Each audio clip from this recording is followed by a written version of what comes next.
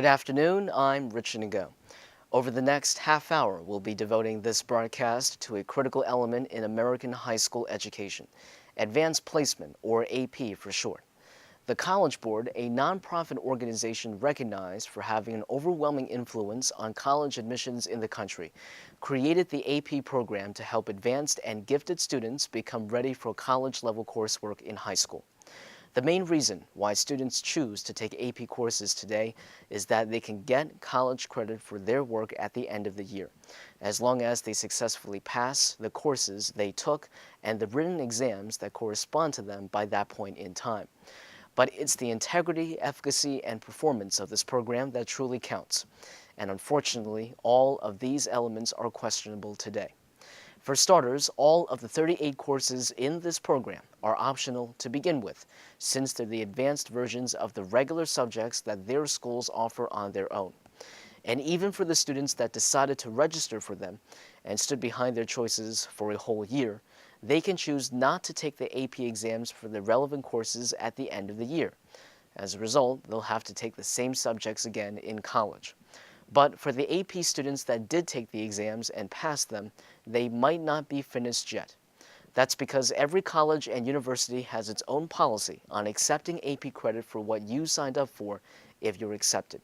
In other words, there's no guarantee that the benefits of your work will be recognized. Amid all of this, there has been little to no research on the quality and efficacy of the material being taught in recent years. Part of the reason is that participation rates in these optional courses can vary in different areas of the country. All of this is making colleges pause and rethink about whether the new students they accept every spring actually benefited from this and if they even chose AP courses at all.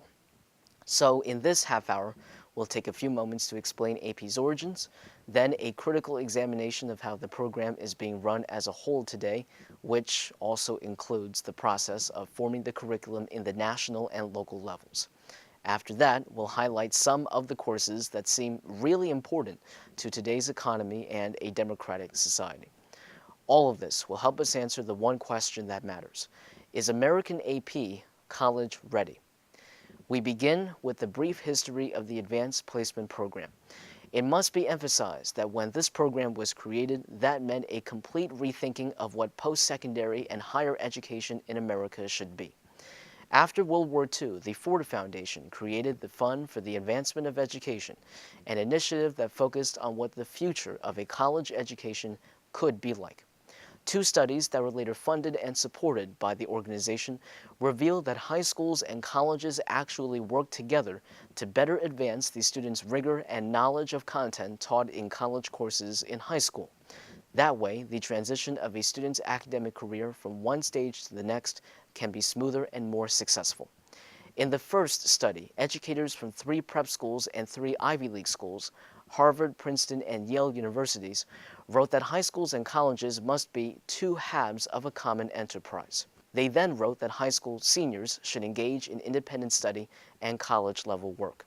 Afterwards, the educators strongly recommended standardized exams at the end of the year to determine whether their success or failure in this challenging curriculum makes them worthy enough to go to college. If all of that sounds familiar, that's because the wheels then started to turn. The Committee on Admission with Advanced Standing then convened in the second study to create college-level content and standards in high schools and hired educators in various subjects to make those courses come to life in the classrooms. As a result of these developments, the committee created the AP program as a pilot run in 1952 with 11 advanced courses. 3 years later, the program was successful, and the College Board was asked by the committee to take it over in the 1955 to 56 school year.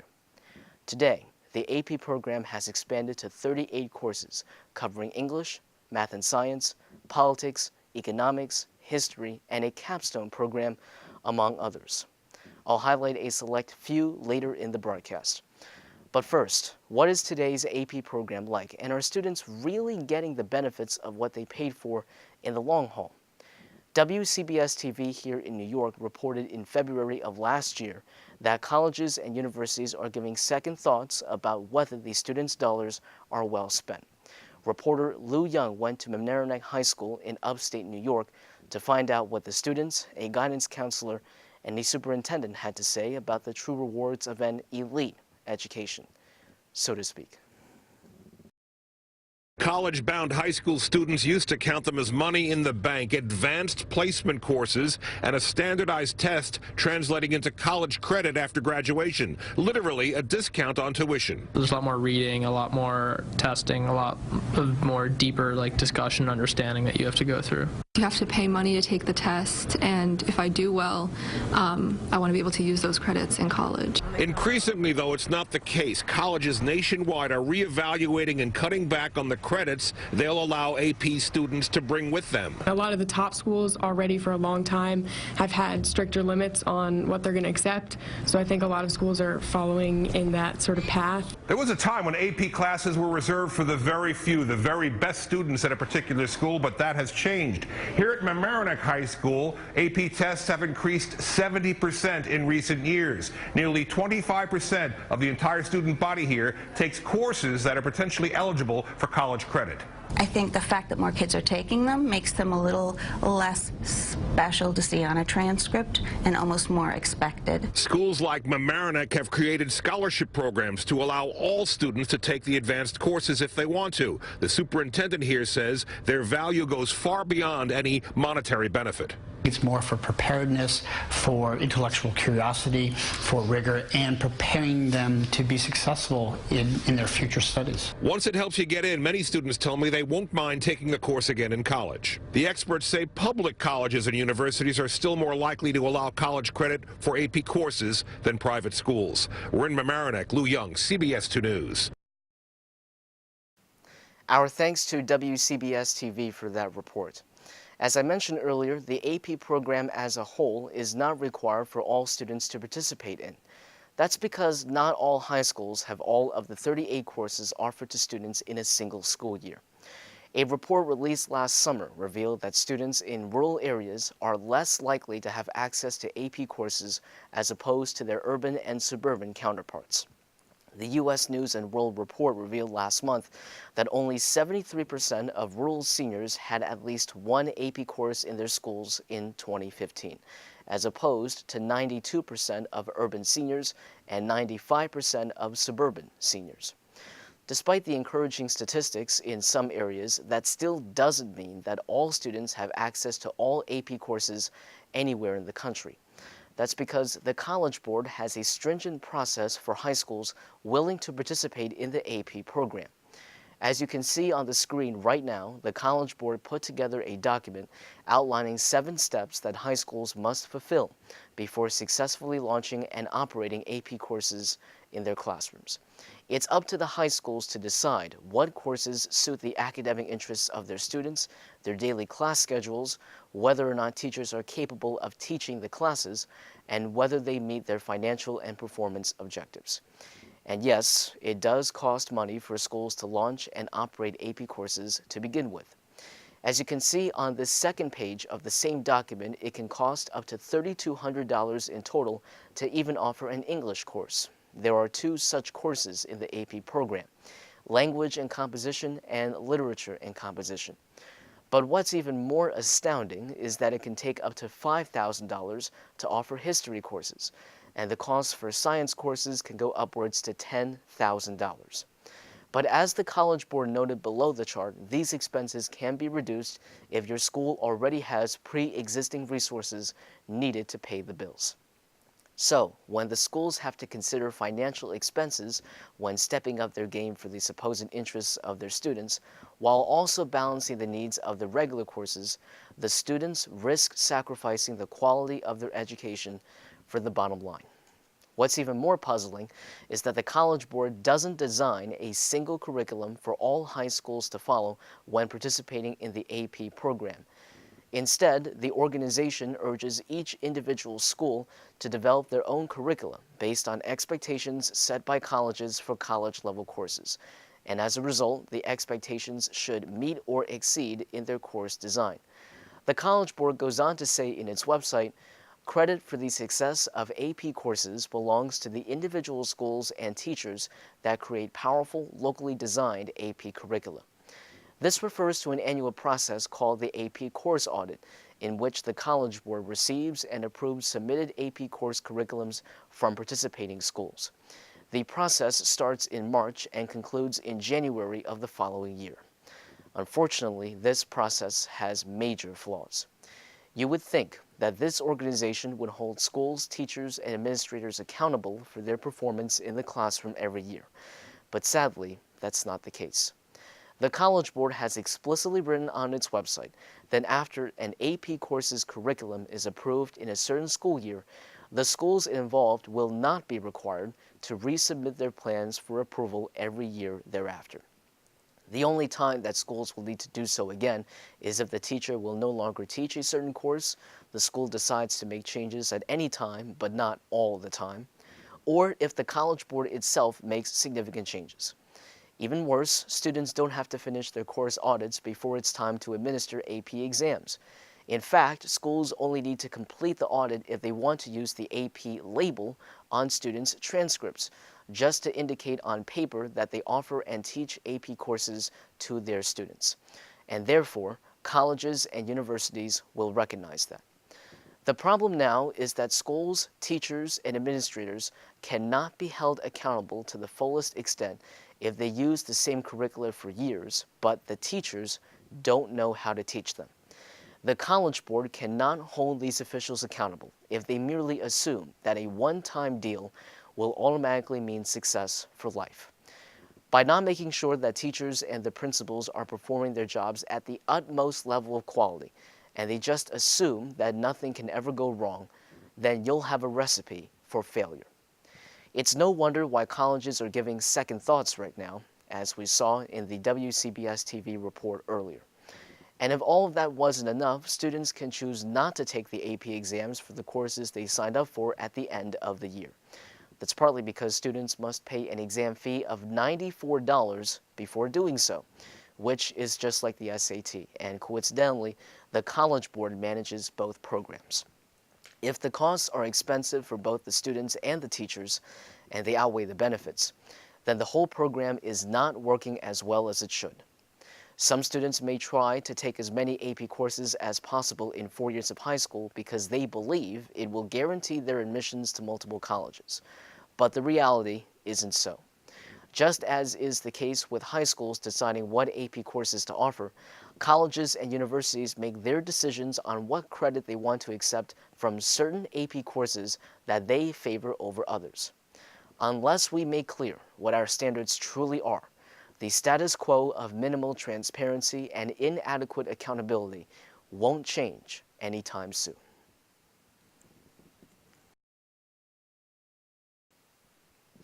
There are 38 AP courses on the list today, but 6 of them stand out because of their substance and importance. AP Macroeconomics teaches the basic fundamentals of the global economy. Examples include statistical measures like unemployment and national income, the financial sector of markets and banks, fiscal policy, and the free market. AP Calculus BC is designed to be an advanced introduction to college calculus. Topics throughout the year include limits, derivatives, the fundamental theorem of calculus, and series. It's an expansion of the Calculus AB course, which is an alternative that students may choose instead. AP Biology covers 4 big ideas in biology: evolution, reproductive systems, the processes of life, and interaction among complex societies. AP Chemistry covers atoms, the building blocks of matter, chemical elements and their structures, chemical reactions, thermodynamics, and bonding, among others. And starting this fall, changes are coming to the AP U.S. Government and Politics course. The last time that this particular course was updated was back in fall 2014. Before we compare the old curriculum of the last 4 years to the new curriculum that will soon take effect, we must take note of how the changes were processed. The old curriculum, now entering its final weeks and months, had strong and engaging content for the teachers and students to work with, but unfortunately, it was just an overwhelming bombardment of too many topics that could not all be covered in a year's time. So the College Board made it clear that instead of designing a structure based on topics, the new AP government would focus on actual content that is relevant to American politics today. And more importantly, that material may be tested on the AP exam at the end of the year. Another crucial difference between the old and new curriculums is that the new curriculum will focus on knowledge that students can actually use when applying it to real-world situations in their lives. For example, if you're writing a 10-page paper about how political polarization negatively influenced the 2016 presidential election, you would use data, analysis of the recent news, and in-depth research to prove your point. The new AP Government will have a much greater emphasis on primary sources and the founding documents, which also includes mandatory instruction on 15 Supreme Court cases and the Constitution itself. And to top it all off, the College Board will require an applied research or civics project that will test students on their ability to apply what they learned in class to how they view a political issue affecting them right now. Besides a research paper, students may choose to do community service or a news report on certain legislation being made in their local governments, among other ideas. Students will then present their findings so that their instructors can assess how well they did. Take a look at what AP Government looked like over the past 4 years and what it will look like in the fall. Although the main wording of the topics and themes of the course looks similar before and after, there is one critical difference. The new course on the right-hand side shows how many elements of our politics, both in and out of government, interact with one another in a fluid and dynamic way, which explains why our current political climate is as polarized as ever. The old course on the left simply explains the basic elements of our political culture individually.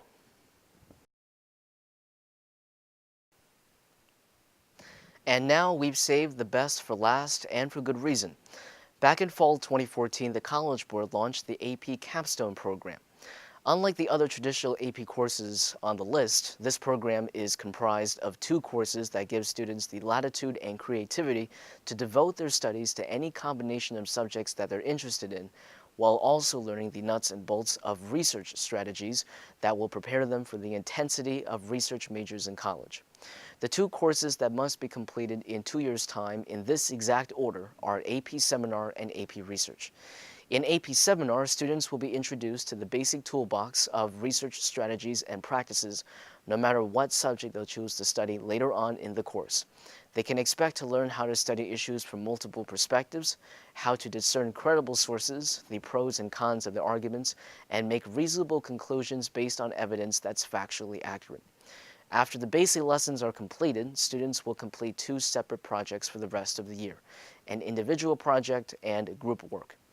After that, students will present their efforts and take a written exam at the end of the year. If the students successfully complete AP Seminar with a level 3 or higher on that exam, they will then progress to AP Research. In the second course, students will work on a year-long independent study on anything imaginable that interests them, but their work should be based on the research tools that they learned in AP Seminar. Students may also continue to work on a project that they first worked on in AP Seminar if they wish. But any project that they conceptualize and execute must address a real-world issue that is potentially open to concrete solutions. At the end of the year, students will submit papers and conduct presentations that effectively show their work. These 2 components constitute the AP Research exam, and students must pass this exam with a level 3 or higher as well. After they've completed the entire program over 2 years' time, they'll receive an AP Seminar and Research certificate if they're successful. But as a huge bonus, if students also took and passed at least 4 other AP courses and exams, in addition to the 2 capstone courses and exams, they'll then receive the AP Capstone Diploma. It's important to note that just like any other AP exam for the regular courses, students must pay a price before taking the AP Capstone exams for both of the special courses. But the difference here is that it's much higher. Both exams cost $142 each.